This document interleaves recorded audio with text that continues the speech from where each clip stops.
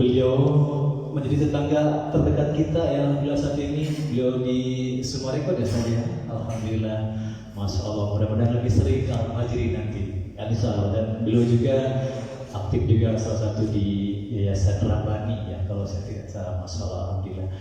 Insya Allah Bapak Ibu sekalian, ini adalah hal yang baik buat kita semuanya. Mudah-mudahan kebaikan, keridhaan Allah Subhanahu Wa Taala selalu bersama setiap harinya dengan kita jamaah Muhajirin. Amin ya rabbal alamin. Baik, waktunya saya persilakan untuk Ustaz Nur Ihsan Jundullah.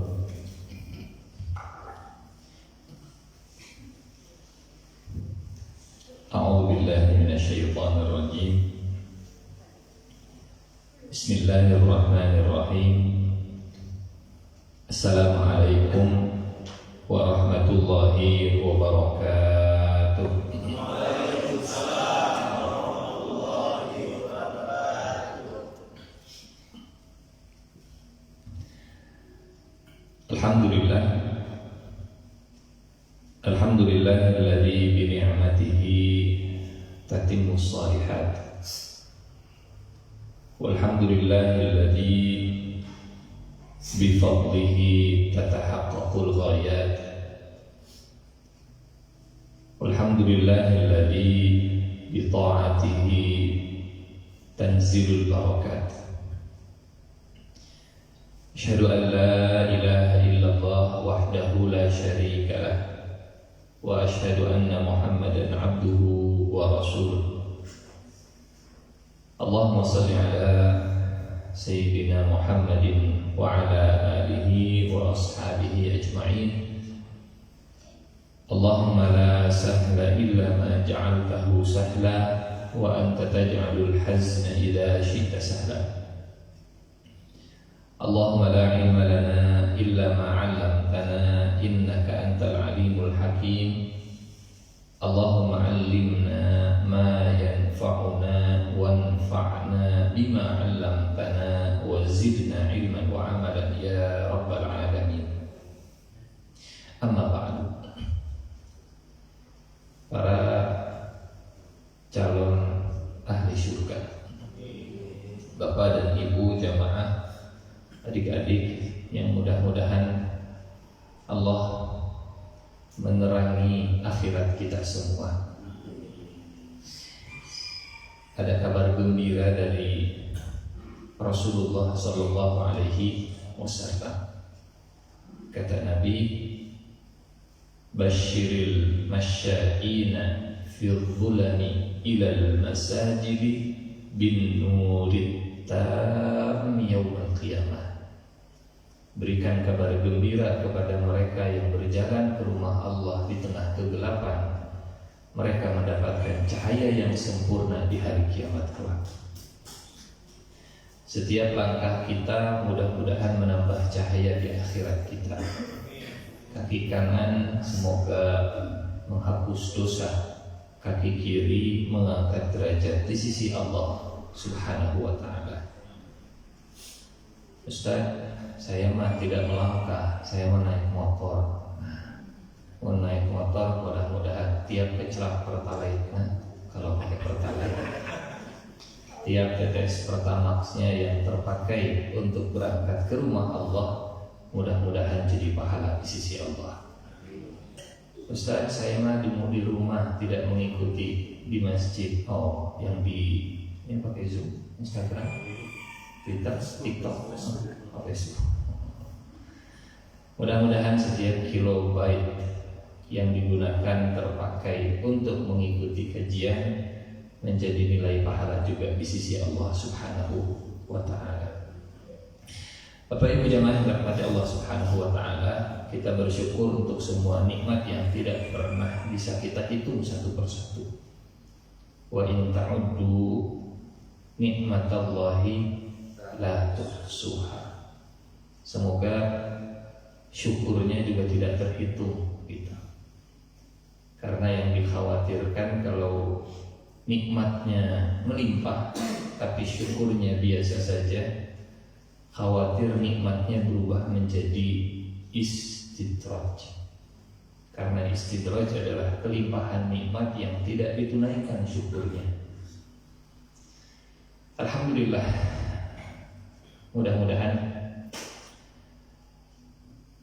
pagi ini kita menggunakan nikmat usia, nikmat hidup diawali dengan melangkah kaki ke rumah Allah, sholat subuh berjamaah, berzikir, berdoa, dilanjut dengan kajian ilmu sambil menunggu terbitnya matahari. Mudah-mudahan nikmat menjadi berkah. Amin ya rabbal alamin. Salawat dan salam semoga terlimpah kepada junjungan kita Nabi Muhammad sallallahu alaihi wasallam. Nabi yang bahkan batu pun tidak pernah dilupakan olehnya. Ada kisah saat Rasulullah lewat ke sebongkah batu, beliau mendengarkan ada ucapan salam, Assalamualaikum ya Rasulullah. Beliau tengok kanan, beliau tengok kiri, beliau tengok ke belakang, tidak ada orang, tidak ada orang. Dan beliau yakin ucapan salam itu datang. Beliau ceritakan kepada sahabat, Inilah arif hajaran di Makkah kana yusallimu alayya qabla an ub'ath. Inni la a'rifuhu al-an. Aku masih ingat ada sebongkah batu yang pernah mengucapkan salam kepadaku waktu di Mekah, dan sampai sekarang aku masih ingat batu tersebut ada di mana. Kalau sebongkah batu yang sekali saja mengucapkan salam diingat oleh Rasulullah sallallahu alaihi wasallam, apalagi umatnya yang banyak mengucapkan sholawat dan salam. Jangan sampai hati manusia lebih keras dari sebongkah batu yang lisannya serta hatinya tidak mau mengucapkan sholawat dan salam ketika nabinya lewat. Mungkin bukan dengan fisik lewatnya, tapi namanya lewat. Bahkan celaka kata malaikat Jibril, orang yang mendengarkan namamu disebutkan tapi tidak mau mengucapkan sholawat. Raghima anfun, summa raghima anfun, summa raghima anfun. Siapa yang Jibril?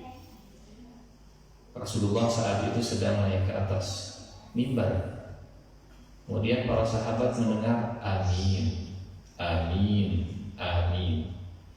Ditanya oleh para sahabat, aminnya terdengar ya Rasulullah, doanya tidak. Kata Nabi, Jibril yang berdoa, saya yang mengaminkan. Apa doanya Jibril? Celakalah orang yang masih punya orang tua tapi tidak masukkannya ke dalam surga. Celakalah orang yang masih punya jalan tengah menuju ke surga tapi tidak dia gunakan masuk ke surga.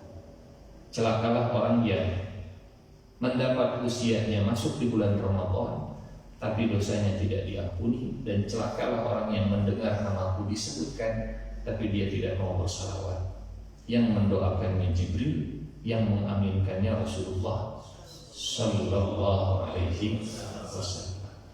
Sehingga mudah-mudahan telinga kita lebih sensitif mendengar nama Nabi kita disebutkan, dan lisan kita lebih ringan mengucapkan salawat dan salam kepada beliau.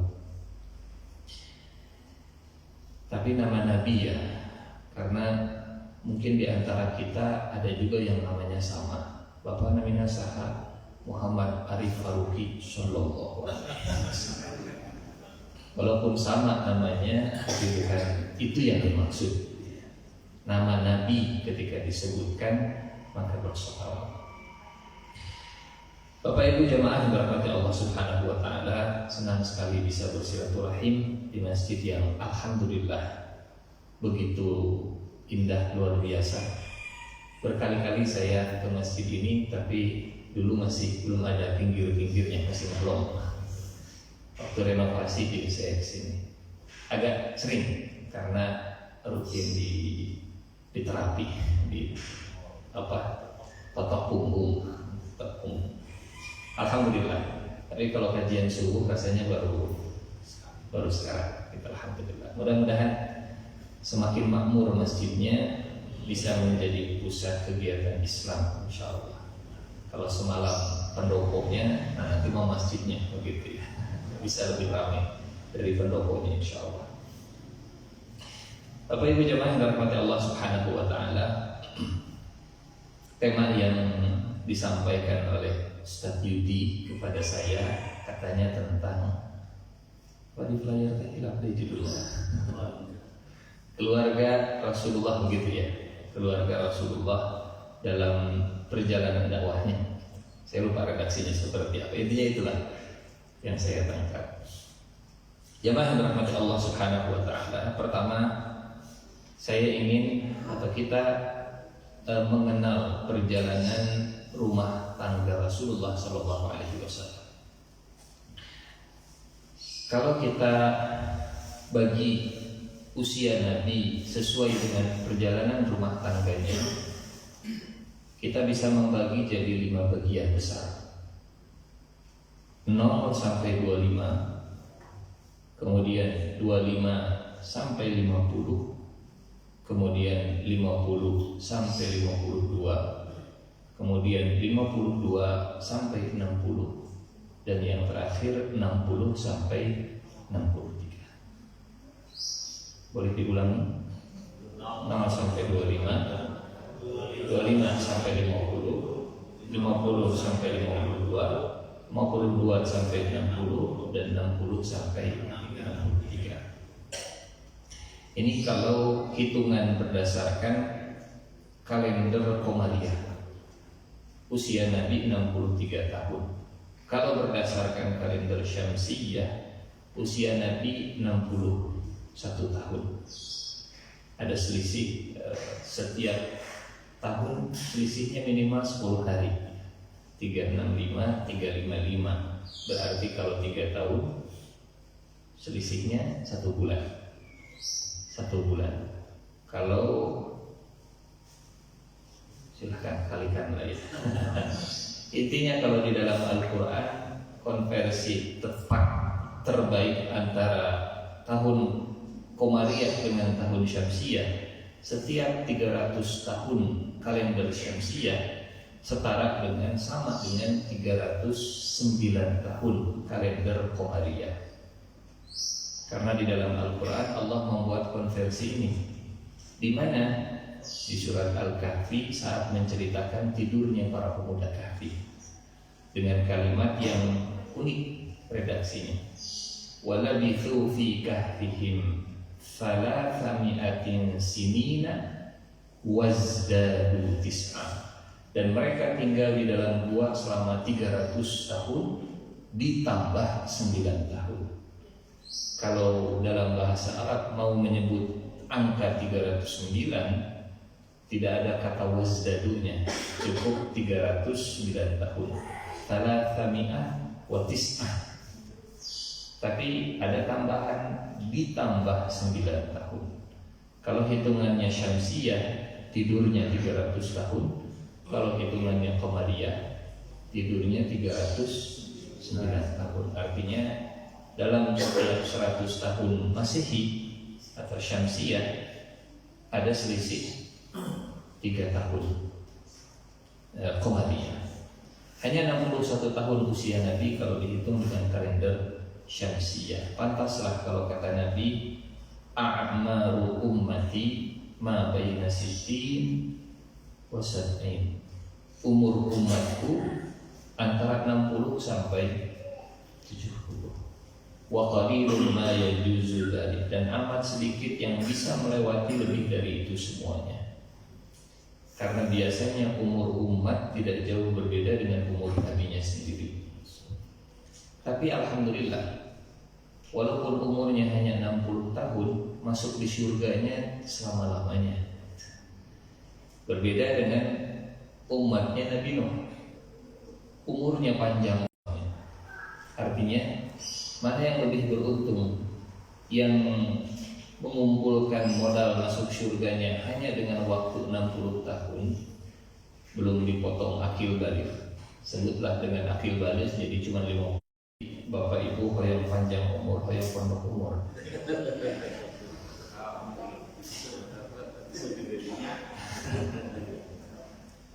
Masalahnya pondok umur ge cantang tuh ke surga. Tapi kalau melihat untung rugi, orang yang paling beruntung, orang yang paling sedikit makan prinsip ekonomi begitu ya. Sekecil-kecilnya modal, sebesar-besarnya keuntungan dengan modal usia dan amal soleh yang hanya beberapa tahun saja, tapi bisa tinggal di surga selama-lamanya. Amin. Bapak Ibu jamaah yang dirahmati Allah Subhanahu wa taala. 0 sampai 25 perjalanan Nabi dalam keadaan lajang, bujangan, single. Di usia 25 beliau kemudian menikah dengan seorang wanita yang usianya di atas Nabi. Memang ada beberapa pendapat yang masyhur selisihnya 15 tahun. Tapi kalau kita membuka referensi yang lain seperti kata Abdullah bin Abbas, saat Siti Khadijah meninggal dunia usianya 50 tahun. Ada juga yang menyebut usianya 50-an tahun. Tapi yang masyhur saat meninggal dunia usianya 65 tahun. Artinya yang pertama menyebut usia Rasulullah 40 tahun. Usia Siti Khadijah ketika menikah dengan Rasulullah 40 tahun. Dan ini yang paling masyhur. Berarti selisih 15 tahun. Ada riwayat juga yang mengatakan 28 tahun. Selisih 3 tahun. Ada juga yang mengatakan sebaya tapi lebih tua beberapa bulan. Sama-sama 25 tahun. Yang pasti semua sepakat Siti Khadijah itu lebih tua. Kemudian Siti Khadijah itu janda. Tapi berapa selisih usianya, ini yang kemudian ada sedikit perbedaan pendapat. 0 sampai 25. Berapa lama rumah tangga Rasulullah SAW dengan Khadijah? 25 tahun. Tadi kita sebut 0 sampai 25 sampai 50. Saat Rasulullah berusia 50 tahun, Khadijah radhiyallahu anha meninggal dunia. Dan 25 sampai 50 ini kalau kita mau bagi jadi 2 juga bisa. Bagaimana membaginya? 25 sampai 40, 40 sampai 50. Kenapa dengan angka 40? Karena di usia 40 Rasulullah diangkat menjadi Nabi. Diangkat menjadi Nabi. Artinya sebagai laki-laki yang bukan Nabi, sebagai laki-laki yang belum dilantik mendapatkan wahyu, beliau menikah dengan seorang wanita saja yang bernama Khadijah radhiyallahu anha. Sebagai laki-laki yang bukan Nabi, yang ar-rajul, bukan ar-rasul. Sementara sebagai seorang nabi, beliau menikah dengan 10 tahun pertama beliau bersama dengan Khadijah saja. Dari 40 sampai 50. Jadi Nabi sebagai seorang nabi juga pernah selama 10 tahun hanya punya 1 istri. Artinya apa? Kalau yang dilakukan seorang nabi itu sunnah, beristri 1 juga termasuk sunnah. Jangan kemudian merasa istrinya cuma 1 acan nyunah. Nah, sering ada beda ya. Betul Bapak Ibu. Ya saya oke gitu maksudnya. Bahwa kalau definisi sunnah itu yang dilakukan oleh Nabi sebagai Nabi, maka selama 10 tahun Nabi berumah tangga hanya dengan 1 istri. Berarti beristri 1 juga termasuk sunnah. Kemudian Nabi juga pernah beristri lebih dari 1. Artinya itu sunnah, iya oke sunnah. Itu. Cuman mungkin bapak-bapak mah begini, Ustaz kan sunnah menerima tos. Nyatos. Intinya yang dilakukan oleh Nabi itu sunnah dan selama 10 tahun. Kemudian di usia 50 tahun Rasulullah SAW, Siti Khadijah meninggal dunia. Dari usia 50 sampai 52 ini Nabi menyendiri. Banyak sahabat yang kemudian menganjurkan, menawarkan kepada Rasulullah SAW. Tapi kenangan bersama Siti Khadijah, 25 tahun bersama Siti Khadijah, ini sulit untuk dilupakan oleh Rasulullah, dan berat beliau untuk mencari sosok yang sama seperti Siti Khadijah. Kalimatnya selalu, fahal ba'da Khadijah min ahad, fahal ba'da Khadijah min ahad. Adakah orang yang memang setara seperti Khadijah? Memangnya ada yang sama seperti Khadijah? Dari usia 52 barulah Rasulullah SAW kemudian berumah tangga kembali. Dan bukan berarti Rasulullah kemudian melupakan Khadijah, walaupun sudah dikubur di bawah tanah. Bahkan setelah beliau punya istri lagi, nama yang paling banyak disebut oleh Nabi adalah nama Khadijah. Sampai kita tahu ceritanya ya, Siti Aisyah sendiri merasa cemburu itu hanya kepada Khadijah. Tidak pernah aku merasa cemburu kecuali kepada Khadijah. Karena Nabi setiap kali masak, kalau ada banyak, beliau selalu minta, tolong titipkan, tolong kirimkan ke teman-temannya Khadijah. Kalau ada yang ngetuk pintu dan cara ngetuknya mirip seperti cara ngetuk Khadijah, selalu terngiang-ngiang, meninung, orang Sunda. Selalu terngiang-ngiang, cara ngetuknya seperti cara ngetuk Khadijah. Sampai kata Siti Aisyah, Khadijah, Khadijah, Khadijah, Khadijah, Khadijah, Khadijah. Ama tadhkur hadil ajuz. Apakah engkau masih mengenang wanita yang sudah sepuh itu, wahai Rasulullah? Terbakar hati cemburu. Waqad warahat turab. Padahal sudah dikubur di bawah tanah. Waqad abdalakallahu man hiya khairun minha. Padahal Allah sudah memberikanmu ganti yang jauh lebih baik darinya. Saya dulu kata guru saya, gitu ya, katanya, saya juga bukan praktisi. Katanya di posisi seperti ini biasanya akan dibenarkan, diiyahkan dan dibenarkan. Iya, kamu lebih baik, ya. Apalagi istrinya sudah meninggal dunia. Lain cerita kalau ada di sampingnya, beda begitu ya. Katanya, kata beliau begitu. Restu di depan. Katanya begitu. Saat yang pertama sudah meninggal dunia, kemudian selalu terkenang, selalu teringat, selalu disebut namanya, sehingga bikin cemburu, kemudian dia marah. Hanya mulai ingat-ingat ke bahwa kan ada nama atau saya meninggal atau lebih dulu dan seterusnya. Pasti akan dibenarkan. Iya, mohon. Tapi apa jawaban Nabi? La ma abdalani Allahu man hiya khairun minha. Allah tidak memberi ganti kepadaku yang jauh lebih baik daripada Khadijah. Amanat bi. Ini kalimat yang merangkum semua perjalanan rumah tangga Rasulullah dalam dan dakwah bersama Khadijah radhiyallahu anha. Saat seorang suami bisa menyebutkan kelebihan-kelebihan istri bahkan di depan istri. Jadi ada satu lomba yang mungkin bisa kita coba, Pak. Oke lah, sanes tadinya arahnya. Sudah kelihatan ketawanya agak beda ya.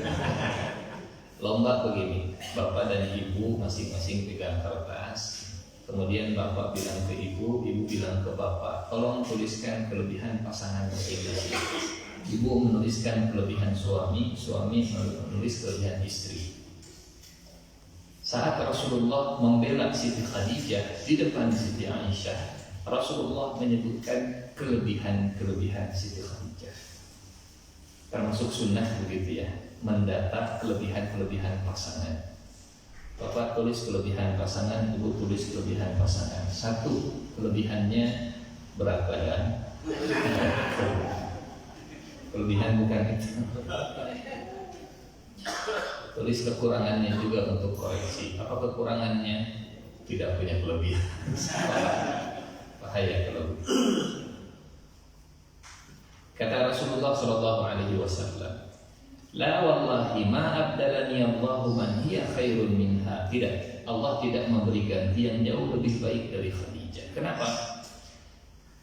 Ini testimoni Rasulullah tentang Khadijah, rangkuman perjalanan rumah tangga Rasulullah dalam melewati atau meniti perjalanan dakwah.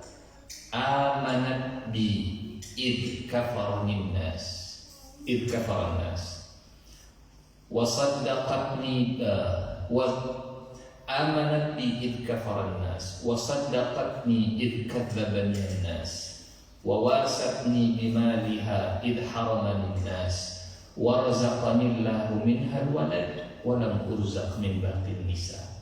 Dia beriman kepadaku saat semua orang masih kafir.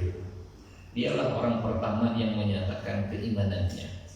Bahkan umat Rasulullah nomor satu adalah seorang perempuan. Nomor satu yang bersyahadat adalah perempuan, istri Rasulullah Shallallahu Alaihi Wasallam. Saat semua orang masih kafir, dialah orang pertama yang sudah beriman. Wasaddaqatni id kadzdzabani an-nas. Dan dia percaya kepadaku saat semua orang mendustakanku.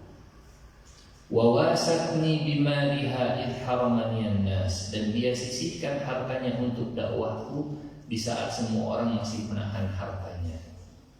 Wa razaqanillahu minhal walad wa lam urzaq min baqin nisa. Dan Allah memberikan kepadaku keturunan sementara tidak ada keturunan dari istriku yang lainnya. Rasulullah tidak menunjuk hidung, Khadijah memberi budak dirinya itu. Allah memberiku keturunan darinya sementara aku tidak diberikan rezeki keturunan dari yang lainnya, diumumkan gitu. Walaupun asbabul wurudnya, asbabul kurunyungnya, latar belakangnya dari api kecemburuan tadi. Ibu kira-kira kalau di posisi seperti ini gimana responnya Bu? Sahur ibu terluka terus ada teka alaman.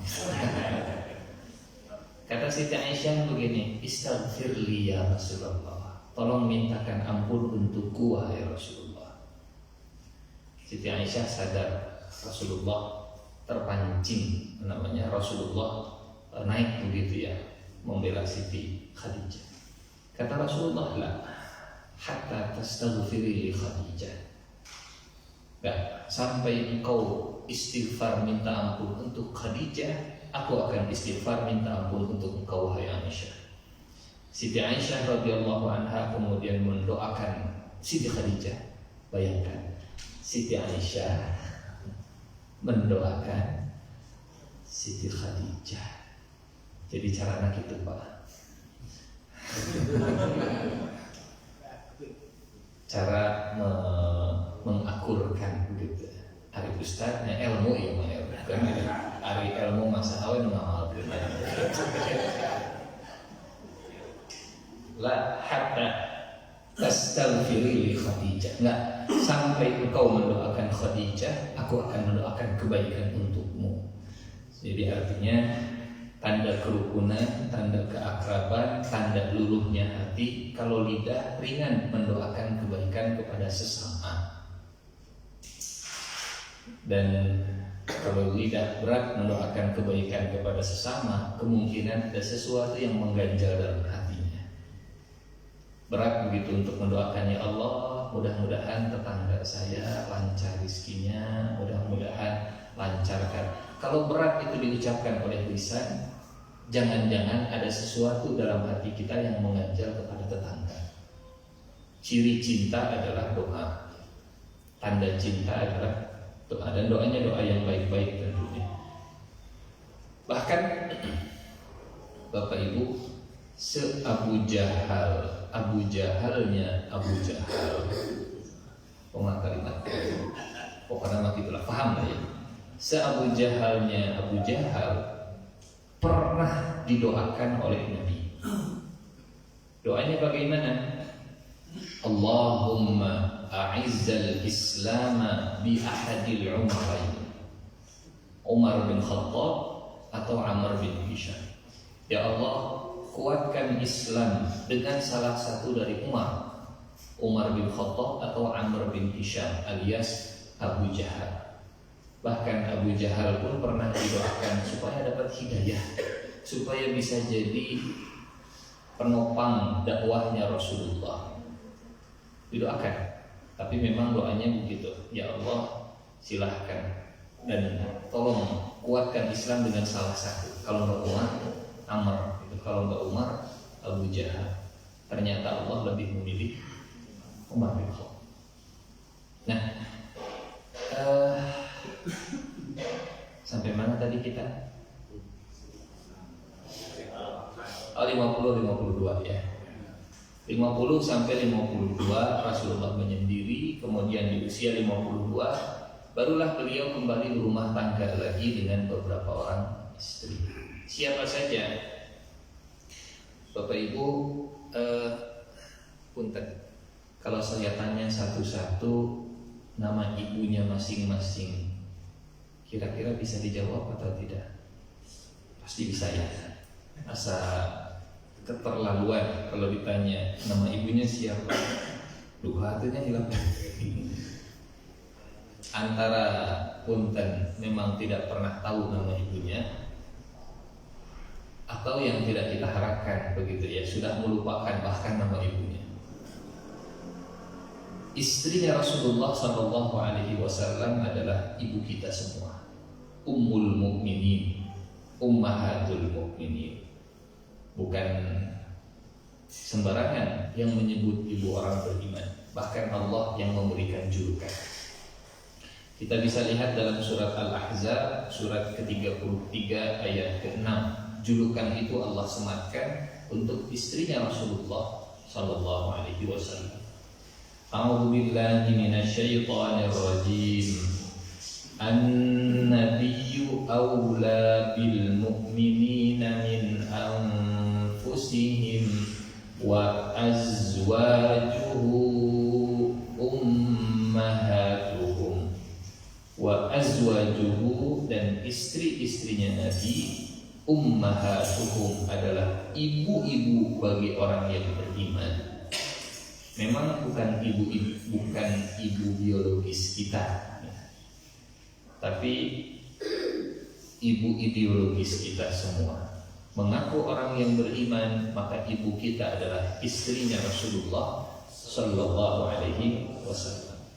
Kalau kata Allah istrinya Nabi, ibu orang beriman, berarti Nabi siapanya orang beriman? Bapak. Istrinya Nabi, ibunya orang beriman, berarti Nabi siapanya orang beriman? Kalau orang beriman bapaknya Nabi, kalau orang beriman bapaknya adalah Nabi dan ibunya adalah istri Nabi, wajar kalau kemudian orang beriman itu bersaudara.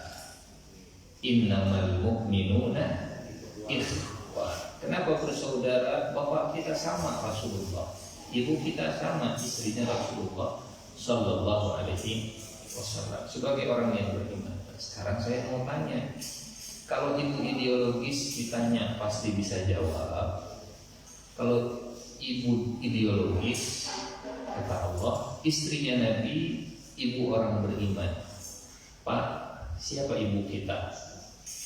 Khadijah, sahadiri Aisyah, sahadiri Huzaifah.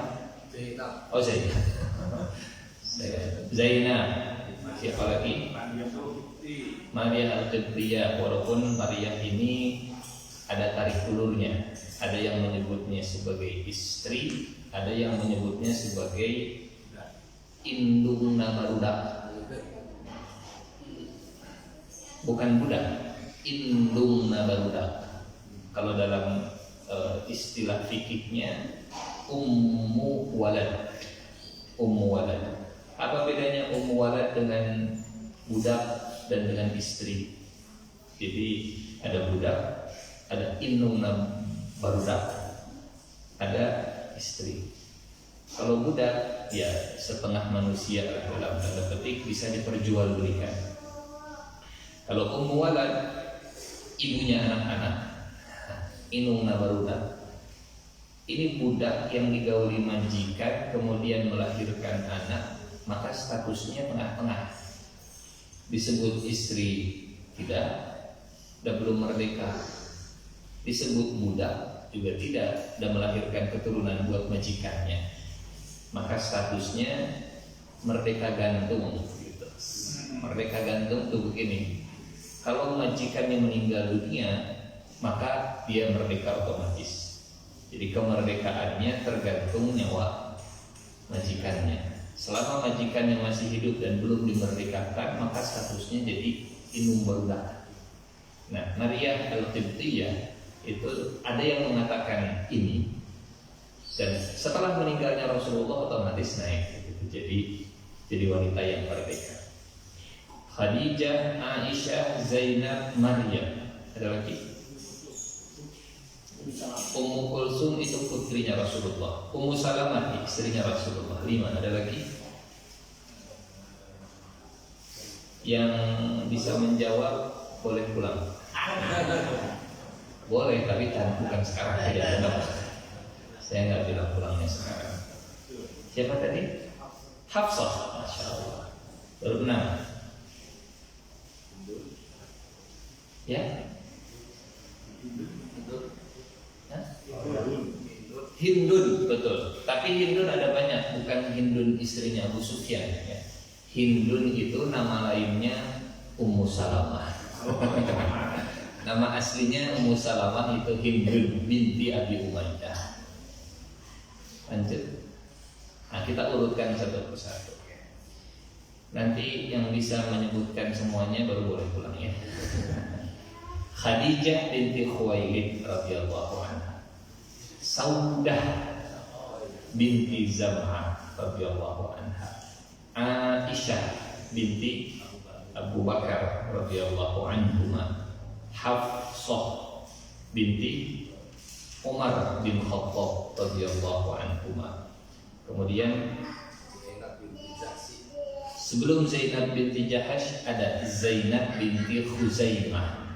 Namanya sama-sama Zainab, bapaknya yang beda. Rasulullah punya 2 istri namanya Zainab. Zainab binti Khuzaimah, Zainab binti Jahash.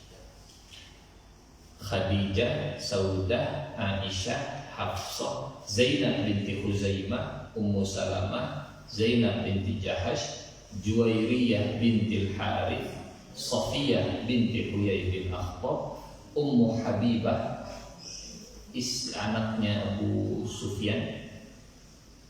Abu Sufyan yang awal hidupnya musuh Nabi, akhirnya masuk Islam Abu Sufyan. Tapi anaknya istri Nabi begitu. Jadi kadang antara menantu dan mertua yang ribut, ternyata Rasulullah juga pernah mengalami.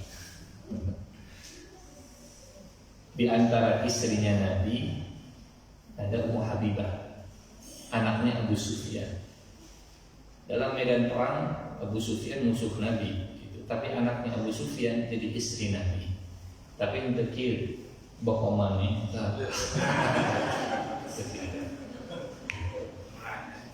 merang. Dan perangnya bukan sekedar perang mulut, bukan perang pedang, bahkan perang betulan, perang sumpah. Setelah Ummu Habibah ada Maimunah binti Al-Harith, baru yang tadi disebutkan Maria binti Syam'un Al-Qibtiyah. Pertanyaannya, apa hikmah di balik rumah tangga Rasulullah SAW dan dalam perjalanan dakwahnya? Bapak Ibu, kalau kita kembali ke keteladanan Rasulullah, A'udzubillahi minasyaitonirrajim, Laqad kana lakum fi Rasulillahi uswatun hasanah. Punten, apakah semua rumah tangga umat Nabi itu seperti Rasulullah Sallallahu Alaihi Wasallam dengan Siti Khadijah? Saya kira tidak. Tidak semua sama rumah tangga umat Nabi seperti Nabi dengan Siti Khadijah. Sehingga ada yang mungkin setelah kita tahu, oh siga nama rumah tangga saya Ustaz seperti rumah tangga Nabi dengan Hafsah. Sigana, kenapa seperti Hafsah rumah tangganya? Karena pasangan saya karakternya mirip seperti karakter Hafsah. Memang seperti apa karakternya Hafsah? Kata Siti Aisyah, Hafsah ibnatu abiha. Hafsah itu anak bapak nabisan. Jadi gaya komunikasi, gaya berbicara, gayanya Hafsah seperti gayanya Umar bin Khattab. To the point. Hafsah ibnatu abiha. Mungkin di antara umat Nabi ada yang rumah tangga berpasangan dengan yang kepribadiannya, wataknya seperti Umar bin Khattab, seperti Hafsah. Nabi pernah berpengalaman, Nabi juga tahu, dan kita akan belajar keteladanan dari rumah tangga Nabi dengan Hafsah. Ustaz, kayaknya rumah tangga saya mah seperti Rasulullah dengan Siti Sofiyah binti Huyai bin Akhtab. Memang kenapa? Iya kan, Sofiyah itu sebelumnya orang Yahudi, kemudian masuk Islam, bapaknya masih Yahudi. Rumah tangga saya mirip-mirip seperti itu. Pasangan saya itu mu'alaf, pasangan saya itu masuk Islam, kemudian keluarga besarnya masih belum masuk Islam. Seperti apa Rasulullah memperlakukan Sofiyah, seperti apa Rasulullah berinteraksi dengan keluarga besar istrinya yang masih Yahudi. Bahkan bukan sembarangan Yahudi. Mertuanya Rasulullah namanya Huyai bin Akhtab, bapaknya Sofiyah. Ini kepala sukunya kabilah Bani Nadir, kabilah yang pernah diusir dari Madinah karena berkhianat. Dan bapaknya Sofiyah, Huyai bin Akhtab, inisiator sekaligus provokator perang Khandaq. Bapaknya Sofiyah yang pergi ke Mekah menjalin kerjasama, kemudian bikin agreement mungkin ya, kemudian keliling ke seluruh kabilah-kabilah di Jazirah Arab untuk memerangi Madinah, memerangi Rasulullah Shallallahu Alaihi Wasallam. Anaknya istri Nabi. Ada kisah seperti ini juga. Atau Ustaz, sepertinya rumah tangga saya mah seperti rumah tangga Rasulullah dengan siapa misalnya? Dengan Aisyah. Kenapa? Ya alhamdulillah pasangan saya cerdas gitu ya. Bapaknya juga soleh, bager, pinter, rajin, taat. Alhamdulillah. Walaupun mungkin ya nggak dikasih keturunan Ustaz. Rumah tangga Rasulullah dengan Aisyah radhiyallahu anha. Atau mungkin Ustaz, sepertinya rumah tangga saya seperti awalnya perjalanan rumah tangga seperti Rasulullah Shallallahu Alaihi Wasallam dengan Zainab binti Jahash. Kenapa? Kan Rasulullah waktu menikah dengan Zainab binti Jahash itu ada rasa takut, kumaha muncul batur kieu. Karena Zainab binti Jahash ini mantan istri dari mantan anak angkatnya Nabi. Biar itu Pak. Ya. Nabi pernah punya anak angkat. Kemudian oleh Allah dianulir status hukum anak angkat ini. Dikembalikan nasabnya ke bapaknya. Namanya Zaid, dulu biasa dipanggil Zaid bin Muhammad. Kata Allah, ud'uhum li'abaihim huwa aqsatu indallah. Panggillah anak angkat sesuai dengan bapaknya. Balik lagi namanya dari Zaid bin Muhammad jadi Zaid bin Harithah. Sebelumnya Zaid bin Harithah dinikahkan dengan Zainab binti Jahash. Berarti Zainab binti Jahash ibarat nama menantu dari anak angkatnya Nabi. Dan buat orang-orang Quraisy, anak angkat itu sejajar dengan anak kandung. Dan menantu atau istri dari anak angkat ya sama seperti istri dari anak kandung.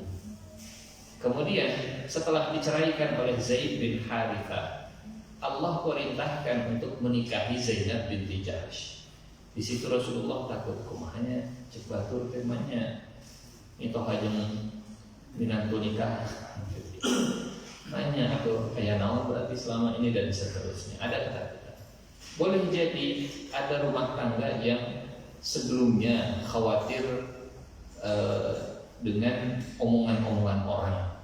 Maunya nikah dengan eta, maunya nikah dengan eta, maunya nikah dengan eta dan seterusnya. Jadi artinya di antara hikmah Rasulullah berumah tangga dengan beberapa istri karena Nabi ditakdirkan oleh Allah menjadi teladan bagi kita dan tidak semua keluarga atau rumah tangga seperti rumah tangga Rasulullah dengan satu istrinya saja. Sehingga Rasulullah bujangan pernah supaya jadi teladan untuk umat Nabi bagaimana cara membujang ala Nabi. Beristri satu juga pernah sehingga beliau jadi teladan bagi umatnya bagaimana beristri satu ala Nabi. Beliau juga pernah tidak punya istri selama 2 tahun gitu ya. Sehingga jadi teladan bagaimana menjadi duda saat Nabi seperti Nabi ketika menduda. Beliau juga tadi berumah tangga lebih dari satu istri supaya jadi teladan buat bapak-bapak yang ada di sini kalau ada yang mertuanya lebih dari satu. Dan di usia 60 sampai usia 60, jadi dari usia 52, 53, 54 sampai usia 60 Rasulullah menikah dengan beberapa istri tadi sampai akhirnya usia 60 kata Allah, istri yang sudah engkau miliki jangan engkau ceraikan dan jangan diganti dengan istri yang lainnya. Sehingga di usia 60 sampai 63 beliau tidak menikah lagi. Nah, Bapak Ibu jamaah yang dirahmati Allah Subhanahu wa taala, ini potret keluarganya Rasulullah sekilas begitu ya. Bagaimana potret keluarga ini kalau kita sandingkan dengan perjalanan dakwahnya Rasulullah Shallallahu Alaihi Wasallam yang menemani perjalanan dakwah Nabi di kota Mekah memang hanya satu istri. Hanya satu istri. Kenapa? Karena Rasulullah Shallallahu Alaihi Wasallam ketika usia 53 beliau sudah hijrah ke Madinah. Jadi Khadijah itu istri yang menemani dalam masa dakwah di Mekah. Sisanya istri Rasulullah yang lain menemani masa dakwah ketika di Madinah. Beliau diangkat menjadi nabi usia 40 tahun, berdakwah di Mekah selama 13 tahun, berdakwah di Madinah selama 10 tahun. 40 diangkat jadi nabi, 13 dakwahnya di Mekah ketika hijrah usia 53. Tadi kita sebut 0 sampai 25, 25 sampai 50, 50 sampai 52. Nah, di 52 ini Rasulullah mulai menikah, tapi mulai tinggal bersamanya itu di Madinah. Karena di usia 52 ini Rasulullah sedang persiapan hijrah, menyusun rencana hijrah. Nah, apa hikmahnya Allah Subhanahu wa taala menjadikan Khadijah teman dakwah Rasulullah selama di Mekah? Nah, kita tahu fase dakwah Mekah itu tantangannya berat, bebannya berat. Karena menginisiasi sesuatu, mengawali sesuatu pasti jauh lebih berat. Kenapa Khadijah yang dipilihkan oleh Allah dalam perjalanan awal dakwahnya Rasulullah SAW? Bapak Ibu, kalau kita sandingkan semua istri Nabi tadi, kemudian kita bandingkan, memang yang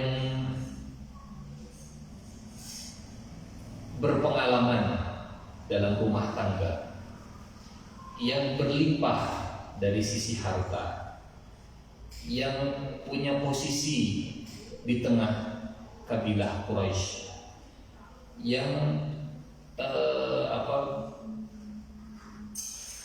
dari sisi fisiknya juga cantik, menarik, kemudian kecerdasannya juga diakui, yang mengumpulkan semua kesempurnaan seorang perempuan dari semua istri-istri Rasulullah adalah Khadijah radhiyallahu anha.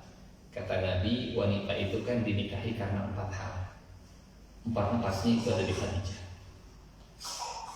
Li jamaliha, wali nasabiha, wali maliha, wali diniha. Karena kecantikannya, Khadijah itu cantik. Apa buktinya? Saat beliau menjanda 2 kali, jadi Rasulullah SAW adalah suami yang ketiga.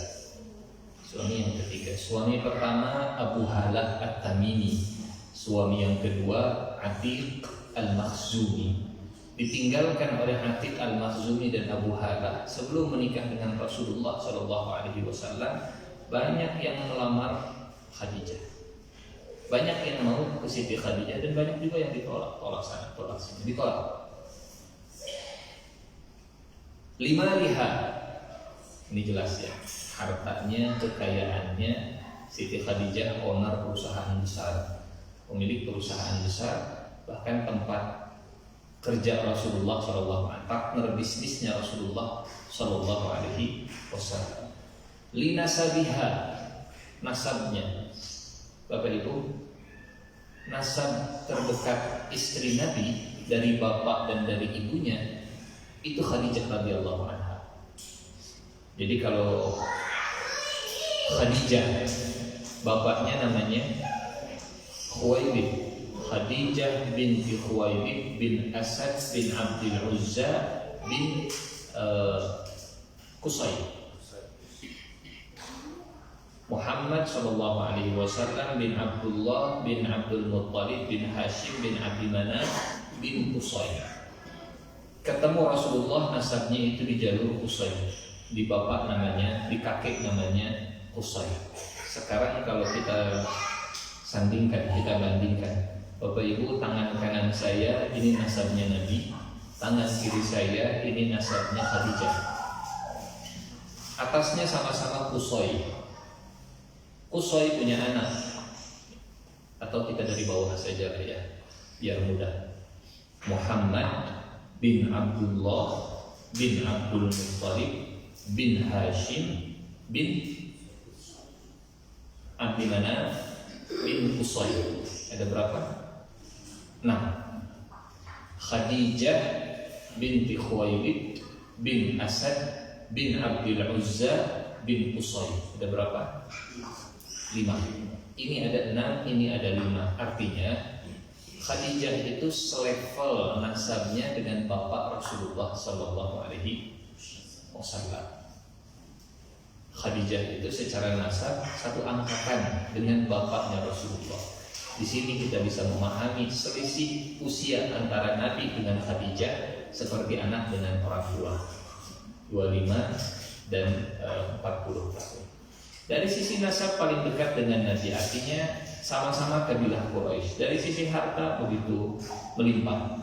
Dari fisik cantik. Dari sisi agama kelas Khadijah. Bahkan Bapak Ibu jamaah yang dirahmati Allah Subhanahu wa taala, sebelum datang Islam, sebelum menikah dengan Rasulullah sallallahu alaihi wasallam, Khadijah punya satu julukan di orang-orang Mekah. Ada yang tahu julukannya? Humairah julukannya Siti Aisyah. Kalau Khadijah di zaman jahiliyah sekalipun, sebelum ada Islam, sebelum menikah dengan Nabi, julukannya adalah At-Tahirah, wanita yang suci. Bayangkan seorang wanita tinggal di lingkungan jahiliyah tapi dijuluki oleh orang jahiliyah wanita suci. Kalau perempuan soleh di lingkungan yang soleh wajar, biasa. Solehah si teteh etama, solehah si ibu etama, wajar. Dan lingkungannya juga kondusif. Tapi kalau ada wanita solehah tinggal di lingkungan yang bejat, kanan kirinya bebas berzina, kanan kirinya banyak pergaulan bebas, tapi dapat julukan wanita suci, malaikat, wanita suci. Ini jelas istimewa, luar biasa. Di zaman jahiliyah sekalipun dijuluki at-tahirah, wanita suci. Agamanya, hartanya, nasabnya, kecantikannya dapat posisi, punya tempat didengarkan oleh orang-orang Quraisy. Khadijah lah yang dipilih oleh Allah menemani perjalanan dakwah Rasulullah selama berada di Mekah. Kenapa?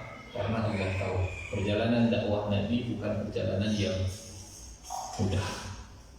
Pengalaman rumah tangga 2 kali sebelum Nabi membuat Khadijah bisa luwes berinteraksi dengan Rasulullah Sallallahu Alaihi Wasallam, sehingga rumah tidak lagi menjadi beban berat Rasulullah ketika beratnya dakwah,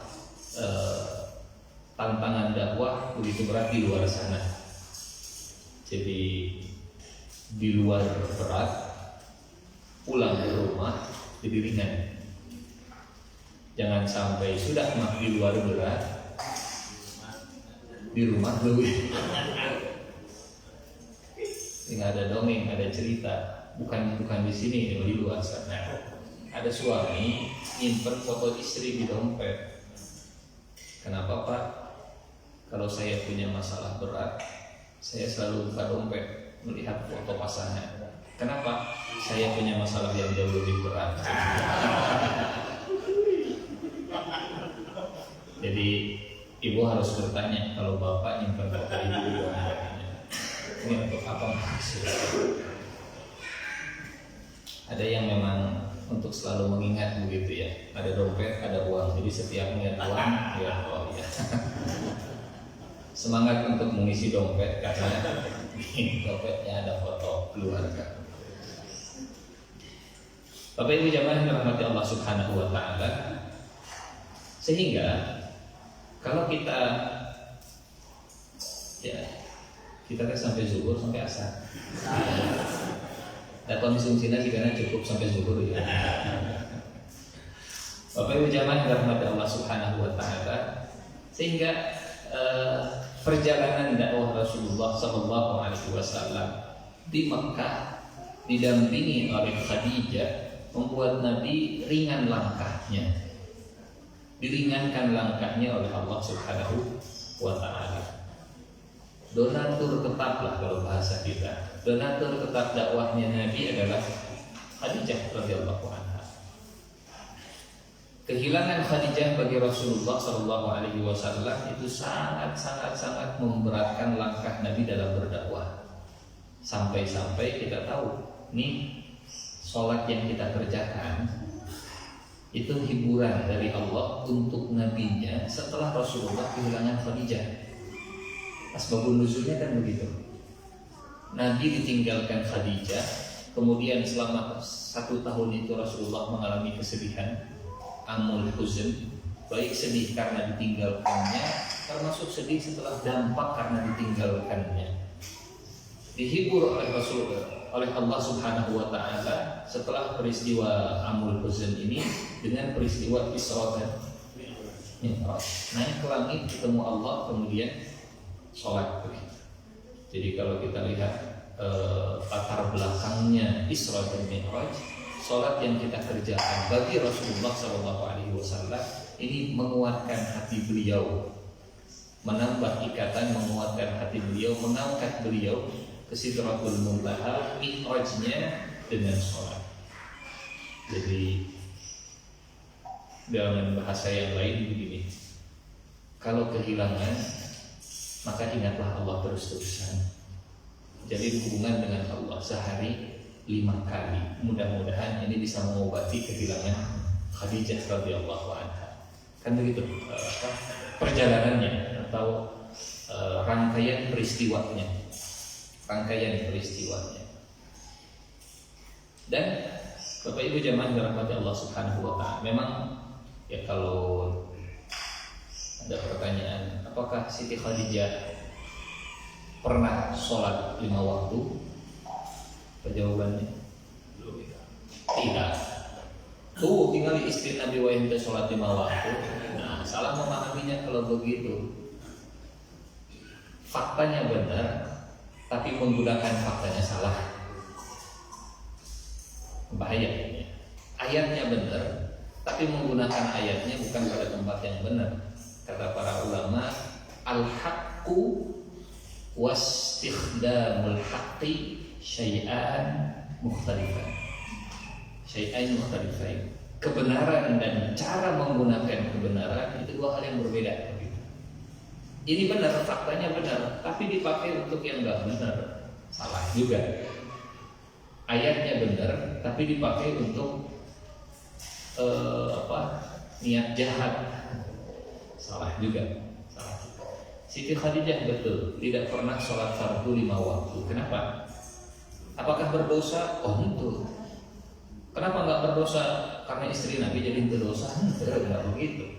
Karena kewajiban sholat fardunya juga baru turun setelah Siti Khadijah wafat, meninggal dunia. Nah, Bapak Ibu jamaah dirahmati Allah Subhanahu wa taala, sementara dakwah Rasulullah ketika berada di Madinah ditemani oleh istri Rasulullah Shallallahu Alaihi Wasallam yang lainnya, tadi dari mulai Saudah, Aisyah, Khadijah dan seterusnya. Kalau kita lihat latar belakangnya saja, ada istri Rasulullah yang dinikahi, kemudian berdampak untuk dakwah setelah Nabi meninggal dunia. Jadi 4 pemimpin setelah Nabi meninggal dunia, atau 4 khalifah setelah Nabi meninggal dunia, keempat-empatnya punya hubungan keluarga. Abu Bakar dan Umar ini mertuanya Rasulullah Shallallahu Alaihi Wasallam, karena anaknya jadi istri Nabi, Aisyah dan Hafsah. Utsman dan Ali punya hubungan keluarga sebagai menantunya Nabi, karena menikah dengan putrinya Nabi. Utsman menikah 2 kali dengan putrinya Nabi. Yang pertama Ruqayyah, yang kedua Ummu Kulsum. Sementara Ali dengan Fatimah. Ustaz bening boleh Rasulullah bening menikahkan 2 putrinya ke seorang laki-laki, berarti boleh begitu menikahi adik dan kakaknya? Oh boleh, tapi tidak sekaligus, tidak dalam satu waktu, turun ranjang begitu ya. Sekarang menikahi kakaknya, kakaknya meninggal dunia, ayah adiknya terus ke. Boleh seperti itu, asal tidak satu waktu. Tidak boleh menikahi kakak dan adiknya, atau anak perempuan dengan bibinya, mau ke ibu nama sekaligus ulah. Tidak boleh. Nah, ada istri Rasulullah yang dinikahi dan ternyata dampaknya untuk dakwah setelah masa Rasulullah SAW. Ada istri Nabi yang tidak dikaruniai anak, tapi memang Allah menakdirkan istri ini untuk mengambil dakwah keilmuan. Contohnya Aisyah radhiyallahu anha. Khadijah porsinya bukan untuk menyampaikan ilmu. Kenapa? Porsinya untuk mensupport Rasulullah dari dalam supaya bisa take off dakwahnya, supaya bisa terbang dakwahnya. Tapi Khadijah, beliau tidak pernah meriwayatkan satu hadis pun dari Rasulullah. Tidak ada an Khadijah. Kenapa? Karena meninggalnya juga sebelum Nabi. Bagaimana ceritanya meriwayatkan hadis kepada para tabi'in kalau Siti Khadijah meninggalnya juga sebelum Rasulullah Shallallahu Alaihi Wasallam. Yang banyak atau yang punya peran besar dalam dakwah keilmuan dari istri Rasulullah adalah Aisyah radhiyallahu anha. Kok bukan anak-anaknya? Kenapa bukan anak-anaknya? Kan Rasulullah juga keluarga punya anak. Karena semua anak Nabi meninggal dunia sebelum Nabi, kecuali Fatimah. Itu pun 6 bulan setelah meninggalnya Nabi, Fatimah meninggal dunia, sehingga tidak ada riwayat dari putra dan putrinya Rasulullah. Tidak ada hadis riwayat Fatimah misalnya, hadis riwayat Ruqayyah. Putrinya Rasulullah dan putranya Rasulullah dari Siti Khadijah ada 6. Semuanya meninggal dunia kecuali Fatimah. Ada Qasim, ada Abdullah, ada Zainab, ada Ruqayyah, ada Ummu Kulsum, ada Fatimah. Ada Fatimah. Jadi yang mengambil porsi dalam dakwah keilmuan dari banyak istri Rasulullah, di antaranya Aisyah, di antaranya Ummu Salamah. Kita akan banyak menemukan hadis Ummu Salamah juga, tapi yang terbanyak Aisyah. Sehingga kalau kita mencoba mengangkat tema dakwah ilmu dalam keluarga Rasulullah, kita bisa mengangkat judulnya Siti Aisyah, gurunya para sahabat. Siti Aisyah, gurunya para sahabat. Kalau istri Rasulullah SAW yang punya kecerdasan dan pengalaman, ada cerita istri yang kalau bahasa sekarang public policy gitu. Istri Rasulullah yang memberikan kebijakan publik untuk Nabi. Mungkin nggak banyak yang tercatat, tapi yang disebutkan dalam sejarah ini dampaknya besar. Ummu Salamah. Ummu Salamah pernah memberi masukan kepada Nabi yang akhirnya dampaknya itu bermanfaat untuk para sahabat. Kita tahu dalam peristiwa perjanjian Hudaybiyah, saat Rasulullah mengajak para sahabat umrah, bayangkan sudah berangkat dari Madinah, sudah menempuh perjalanan 10 harian lebih, gitu ya, 10 hari kurang lebih. Belum sampai ke Mekah, baru sampai di perbatasan Mekah, sampai di Hudaybiyah, sekitar 10 km lagi menuju Mekah. Tiba-tiba Rasulullah ngajak pulang lagi, karena dicegat oleh orang Mekah, tidak boleh masuk, tidak boleh umrah. Kalau mau tahun depan, itu pun cuma 3 hari. Setelah 3 hari, visanya umrah cuma 3 hari, setelah itu harus balik lagi ke Madinah. Kata Rasulullah, tahlul, kita cukur rambut, kita balik lagi ke Madinah. Para sahabat nggak ada yang mau. Sudah jauh-jauh kita pengen umroh, sudah jauh-jauh kita jalan kaki, sudah jauh-jauh kita ibarat kita sudah take off dari Jakarta, sudah landing di Jeddah, pas di imigrasi, kemudian di deportasi misalnya. Balik ke mau aku mau travel dan seterusnya modelnya. Pernah Rasulullah juga seperti para sahabat nggak mau bergerak, sampai Rasulullah kemudian pulang ke tendanya. Kata Nabi, halakkan nas, celakalah semua manusia, celakalah orang-orang. Istrinya Ummu Salamah kemudian tanya, ya Rasulullah, ada apa? Ini para sahabat, kenapa saya perintahkan mereka untuk siap-siap pulang tahallul untuk nyukur, kemudian kita kembali lagi ke Madinah, mereka nggak bergerak sama sekali. Celakalah mereka semua kalau tidak mengikuti. Kata Ummu Salamah begini, ya Rasulullah, kalau engkau menginginkan mereka mencukur rambutnya, keluar dari tenda, panggil tukang cukurmu, jangan ngomong banyak-banyak, dicukur di depan para sahabat, biarkan para sahabat melihat, biarkan para sahabat tidak mendengar, karena mereka rindu pulang kampung. Setelah 6 tahun mereka nggak pulang-pulang. Kalau Bang Toib 2 tahun, Hilman 6 tahun. Perjanjian Hudaybiyah itu di 6 Hijriah. Ya Rasulullah, mereka itu ingin pulang kampung. Kalau engkau ingin mereka itu balik lagi ke Madinah, cukur rambutmu di depan para sahabat. Akhirnya Rasulullah mengikuti saran dari istri. Nabi juga mengikuti saran istri, selama sarannya tidak bertentangan dengan ayat-ayat Al-Quran. Nabi kemudian keluar manggil tukang cukurnya, para sahabat melihat, kemudian Rasulullah dicukur. Akhirnya para sahabat manggil tukang cukurnya, kata mereka, kami nyukur saat itu seperti mau menggal leher. Kisah, silahkan Bapak Ibu lihat kisah perjanjian Hudaybiyah. Ummu Salamah di situ punya peran yang luar biasa. Dan contoh lagi misalnya, ada istri Rasulullah yang menyelamatkan nyawa Nabi. Dan ya, dakwah Rasulullah tidak lepas dari hidupnya Rasulullah juga. Namanya Sofiyah binti Huyai bin Akhtab, yang tadi bapaknya Yahudi. Setelah dinikahi oleh Nabi, kemudian dalam perjalanan pulang dari kabilahnya menuju ke Madinah. Ini dalam kisah perang Khaybar tahun ke-7 Hijriah. Saat Rasulullah istirahat dalam perjalanan pulang, kemudian bikin tenda, Rasulullah ingin menyentuh, ya, mendekati Sofia, tapi Sofia menolak. Sofia menolak.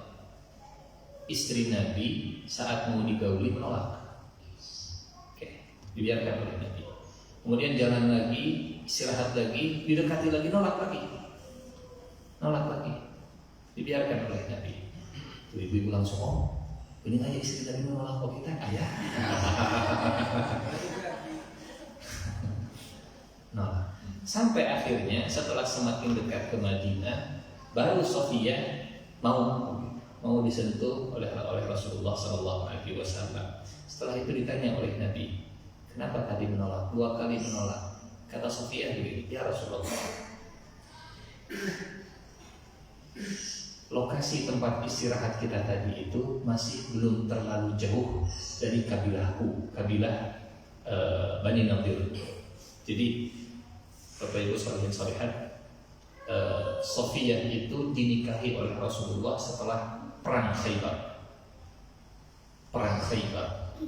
Sehingga kata Sofia, ya Rasulullah, saya khawatir musuh dan orang-orang Yahudi keluarganya Sofia.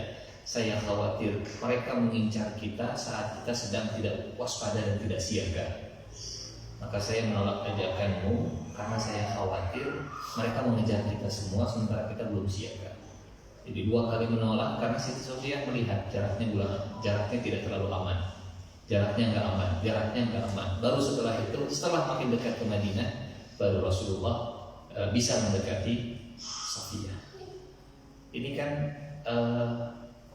istri yang menjamin keselamatan nyawa seorang dai, gitu ya. Keselamatan dan nyawa seorang dai. Jadi memang ya, kalau lihatnya dari sisi hubungan suami istri, penolakan istri kepada suami selama alasannya itu diterima oleh syar'i itu tidak dosa. Nah, Ibu Sri. Betul. Kalau Siti Sofia mah terlalu dekat dengan orang Yahudi, kalau ibu mau paling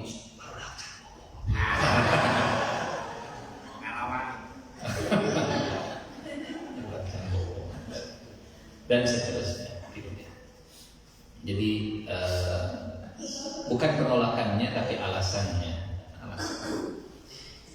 Kalau alasannya syar'i, ya syariat juga tidak melarang.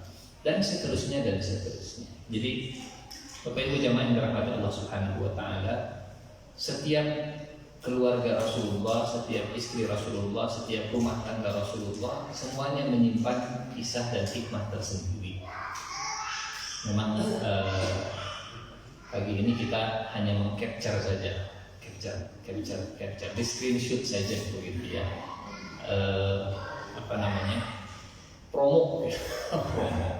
Promo tentang rumah tangga Rasulullah SAW. Semoga ada manfaatnya dan mudah-mudahan menambah semangat kita untuk terus mengkaji, menambah semangat kita untuk terus mempelajari, menambah semangat kita untuk terus meneladani dan mencintai Rasulullah SAW. Ini saja mungkin yang bisa disampaikan. Saya kembalikan ke moderatornya. Mohon maaf untuk segala kekurangan. Assalamualaikum warahmatullahi wabarakatuh. Alhamdulillah, jazakallahu khairan untuk Ustaz Nur Ihsan Judullah yang sudah menyampaikan kajian pada pagi hari ini dengan tema perjalanan Rasulullah. Masya Allah, sangat luar biasa sekali yang dapat kita terima dari apa yang disampaikan Ustaz. Mudah-mudahan kebaikannya dibalas oleh Allah Subhanahu wa taala. Cukup, tidak ada pertanyaan Ustaz ya? Alhamdulillah. Sebelum ditutup, Bapak Ibu sekalian, kami ucapkan jazakumullah kepada jamaah yang sudah berinfak makanan dan minuman di hari ini. Insya Allah balas dengan yang berlipat ganda. Juga informasi yang kedua, Bapak Ibu sekalian, setelah yang disampaikan oleh Ustaz Yudi setelah sholat berjamaah tadi, yang meninggal tentunya kepada jamaah yang akan bertakziah, mungkin bisa bersama-sama ya Ustaz ya, nanti ke rumahnya di Jalan Tulip 6, paman dari Pak Dani Blackbox. Itu saja Jazakumullah semuanya. Terima kasih. Kita tutup dengan doa kifaratul majlis. Alhamdulillah subhanakallahumma wa bihamdika asyhadu an la ilaha illa anta astaghfiruka wa atubu ilaik. Terima kasih. Assalamualaikum warahmatullahi wabarakatuh.